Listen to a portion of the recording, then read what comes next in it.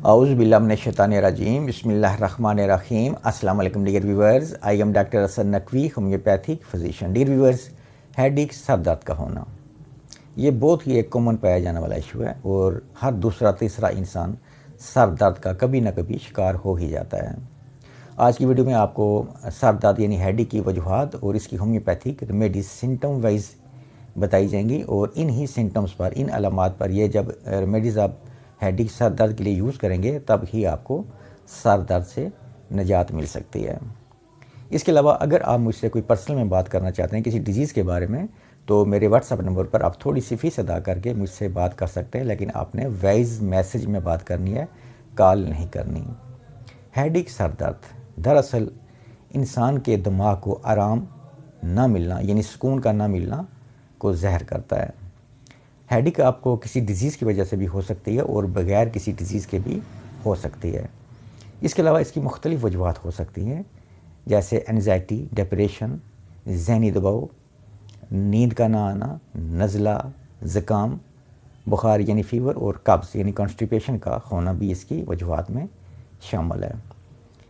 سر درد دراصل انسان کو ایک سگنل اشارہ دے رہا ہوتا ہے کہ آپ کو اپنا لائف سٹائل چینج کرنے کی ضرورت ہے. تیز مرچ مسالہ والے کھانے, کام کی زیادتی سر درد کی بڑی وجوہات میں سے ہے. کھانے کی زیادتی جس میں چکنائی بڑی مقدار میں موجود ہو, الکوہل, کافی, چائے یا محفوظ شدہ کھانے اور آلودگی بھی اس کے اسباب میں شامل ہیں. سر درد کے ساتھ وومٹ یعنی قے کا ہونا, نظر کا دھندلاپن یا جسم کے کسی حصے کا مفلوج ہو جانا بہت ہی تشویشناک صورت اختیار کر سکتا ہے. ایسی حالت میں فوری طور پر ڈاکٹر سے رجوع کرنا چاہیے, یعنی ڈاکٹر سے کنسلٹ کرنا چاہیے. زیادہ سے زیادہ آرام کریں, آنکھوں پر ٹھنڈے پانی کی پٹیاں رکھیں, گردن کے پچھلے حصے اور کن پٹی پر مالش کریں اور ننگے پاؤں گھاس پر چلیں. ڈیئر ویورز, یہ تھیں کچھ ہیڈ ایک کی وجوہات. اس کے علاوہ کچھ ادر اور وجوہات بھی ہو سکتی ہیں, جبکہ ابھی میں نے آپ کو ویڈیو میں کچھ مختصر سی اس کی وجوہات بیان کی ہیں. تو اس کے لیے ہومیوپیتھک جو ریمیڈیز ہم یوز کرواتے ہیں سمٹم وائز, یہ یاد رکھیں کہ یہ ریمیڈیز آپ نے سمٹم وائز ہی یوز کروانی ہے, تب ہی ان میڈیسن سے آپ کو فائدہ پہنچے گا. ہیڈ ایک کے لیے فرسٹ میڈیسن ہے ویلاڈونا 30 پاور میں.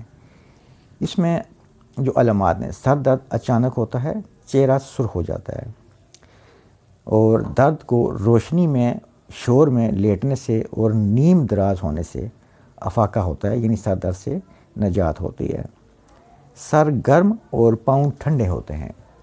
ان علامات پر بیلاڈونا 30 پاور میں 5 قطرے دن میں 3 بار, اور یہ میڈیسن آپ نے, اگر آپ کو کرونک ہیڈ ایک ہے تو آپ نے 3 ہفتے تک یہ میڈیسن جاری رکھنی ہے, لیکن اگر آپ کو ایکیوٹ ہے 2-3 دن سے, تو آپ نے 2-3 دن تک یہ میڈیسن جاری رکھنی ہے. لیکن میڈیسن آپ نے 5 قطرے بیلاڈونا کے, یہ بیلاڈونا 30 پاور میں 5 قطرے دن میں 3 بار, اور آپ نے یہ میڈیسن ایکیوٹ میں 3 سے 4 دن تک جاری رکھنی ہے. اور اگر آپ کو کرونک ہیڈ ایک ہے تو پھر آپ نے 3 ہفتے تک یہ میڈیسن جاری رکھنی ہے.